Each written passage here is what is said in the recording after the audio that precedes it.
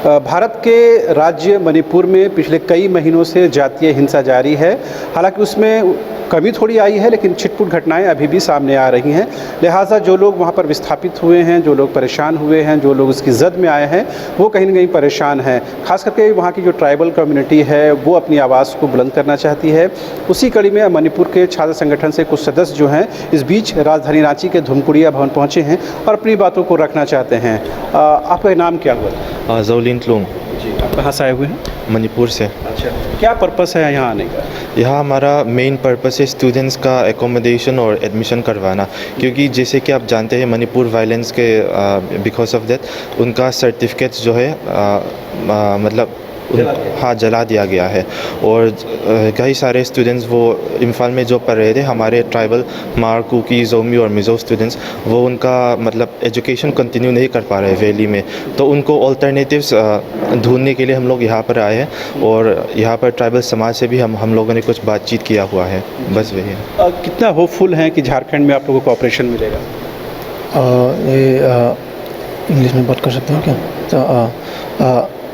Our only hope out here in Jharkhand is that since we're all from the same community, so to say, I hope that they will be understanding us, and we're hoping to get some help from the people of Jharkhand.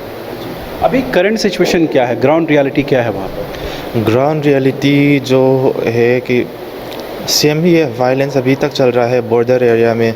Tribal आदिवासी के लोग मतलब हमारा village हम लोग protect कर रहे हैं, और दूसरी तरफ ये वैली पीपल मैतेई लोग हमें बार बार रात हो या दिन हो अटैक करते जा रहे हैं।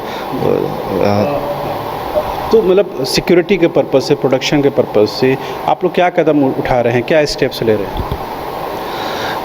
हम लोग तो बस स्टूडेंट्स हैं, तो हमारे पास सिक्योरिटी वो सब के लिए कुछ पावर नहीं है, लेकिन हम लोग रिप्रेजेंटेशन सबमिट करते हैं। दिल्ली में हमारा एक ऑर्गेनाइजेशन है, उनाव स्टूडेंट्स फोरम दिल्ली, तो उसके थ्रू हम लोग जो भी है मतलब सरकारी लोग से मेमोरेंडम सबमिट करते हैं कि हम आदिवासियों के लिए प्रोटेक्शन दीजिए, सरकारी मतलब सेंट्रल फोर्सेस को डिप्लॉय कीजिए, वो सब हम लोग करते हैं। लमसम कोई आइडिया है, रफ आइडिया, कितने स्टूडेंट हैं जिसको एडमिशन या री एडमिशन कराने की ज़रूरत है? लगभग 400-500 लोग हैं। अभी तक तो नागपुर में 15 लोगों का एडमिशन हो गया है, और केरला में भी कई सारे लोगों का एडमिशन हो गया है, तो रिमेनिंग का हम लोग यहाँ पर मतलब कर रहे हैं। ये तो बात सिर्फ एजुकेशन को हुई है, ब्रेड एंड बटर के लिए लोग क्या कर रहे हैं, कैसे वो अपने आप को इस्टेब्लिश कर पा रहे हैं?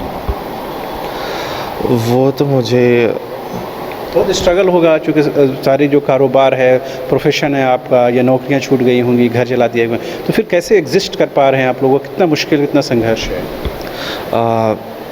घर में मतलब मणिपुर में आदिवासी लोग जो डिस्प्लेस हुए हैं वो रिलीफ सेंटर्स में हैं, और उनका खाना पीना कम्युनिटी प्रोवाइड करता है। और यहाँ का हमारा ट्राइबल भाई बहनें भी या फिर इंडिया में कई सारे लोगों से डोनेशन मिलता है, वही से लोग काम चलाते हैं। और जो उनका काम खो गया है, इम्फाल वैली में थे, उनको जॉब कुछ जॉब कर रहे हैं। प्रेम शाही मुंडा भी हैं, आदिवासी नेता हैं। दादा, किस तरह से हेल्प कर पाएंगे और क्या इन लोगों ने बातें रखी हैं, कितना कॉपरेशन हो पाएगा? देखिए, मणिपुर में भी सब आदिवासी लोग ही रहते हैं, और इसी संदर्भ में हम लोगों ने इनकी रक्षा के लिए और आदिवासियों की रक्षा के लिए हम लोगों ने दिल्ली में 6 अक्टूबर को हम लोगों ने धरना दिया था। तो हम लोग एनीहाउ अभी हम लोग बैठक करने के बाद एक नेटवर्क पैदा करेंगे और देखेंगे कि पूरे देश में, चाहे मणिपुर हो, चाहे झारखंड हो, चाहे छत्तीसगढ़ हो, सब हम लोग एक हैं। जहाँ पर हमारे समाज को अत्याचार होगा या शोषण दमन होगा, चाहे किसी प्रकार का हमला होगा, तो इसका हमेशा प्रोटेक्शन करेंगे। उसी की कड़ी में आज हम लोग तालमेल करने के लिए आए हैं, और आने वाला समय में बड़े उलगुलान की ओर देखने को मिलेगा।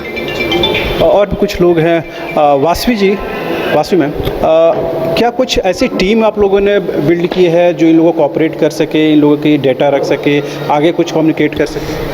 आदिवासी समन्वय समिति भारत की तरफ से हम लोगों ने मणिपुर ट्राइबल फोरम के साथ में दिल्ली में लगातार मीटिंग किया है।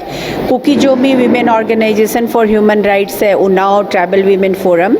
तो जो महिलाएं, कुकी महिलाएं दिल्ली में रहती हैं और अभी जीनोसाइड हुआ मणिपुर में, उसके बाद जो महिलाएं और कुकीजोमी फैमिली के लोग जो आए हैं यहाँ दिल्ली, तो उनके साथ हम लोग लगातार संवाद कर रहे हैं। एक जो मेजर प्रॉब्लम उभर कर आया है, जिसके लिए मणिपुर ट्राइबल लीडर्स फोरम यहाँ दौरा कर रही है, वो है कि मणिपुर यूनिवर्सिटी में जो मतई लिपुन, मीरा पैबिस और आरामबाई तेंगोल मिलिटेंट ग्रुप का जो हमला हुआ, जो एकदम हिंसा के उतारू हो गए, ये बच्चे लोग, स्टूडेंट्स लोग रिलैक्स कर रहे थे, लाइब्रेरी में पढ़ रहे थे, तो सडनली अटैक होने के बाद सायरन हुआ और 2 मिनट में सब इनको आसाम राइफल्स ने रेस्क्यू किया। वैसे 400 बच्चों का भविष्य मई महीने से लेके अभी तक, मई, जून, जुलाई, अगस्त, सितंबर, अक्टूबर, 6 महीने से अधर में लटका है। तो इन बच्चों को कैसे दूसरे राज्य के यूनिवर्सिटी में एकोमोडेट किया जाए, तो उसके लिए ये वाइस चांसलर से मिलने आए थे रांची यूनिवर्सिटी के। कल वाइस चांसलर ने टाइम दिया था, मणिपुर ट्राइबल फोरम के साथ उनकी मीटिंग हुई और उन्होंने कहा है कि ये हो जाएगा, हम लोग बच्चों को यहाँ पे अवसर देंगे पढ़ने के लिए। और कुछ कॉलेजों का दौरा हुआ, प्रिंसिपल से बात हुई है, तो अभी ये प्रॉब्लम हम लोग रिजॉल्व करेंगे और हम लोग मणिपुर को लेकर एक बड़े सेमिनार की तैयारी झारखंड में और दिल्ली में करने की सोच रहे हैं। ये बात तो बिल्कुल स्पष्ट है कि मणिपुर में जो जातीय हिंसा हुई है उसके जो शिकार हैं बेशुमार की संख्या में है, लिहाजा एक के बाद एक वो वारदात, वो घटनाएं, वो तस्वीर हमारे सामने आ रही है। लेकिन ख़ास बात यह है कि जिस तरह से ये यूथ वहाँ से छात्र संगठन के तौर पर यहाँ पर मदद मांगने आए हैं, यहाँ का ज़िला प्रशासन हो, पुलिस प्रशासन हो या यूनिवर्सिटी प्रशासन हो, प्रबंधन हो, अगर इनको कोऑपरेट करता है तो जाहिर सी बात है इनका साल बर्बाद नहीं होगा। इनका एडमिशन का मामला हो, री एडमिशन का मामला हो, जो भी हो, इनको कहीं ना कहीं थोड़ा सा ये कोऑपरेट करने की ज़रूरत है ताकि इनका भविष्य जो है वो सुरक्षित रह सके। कैमरामैन विकास के साथ रांची के धुमकुड़िया भवन से शाहनवाज।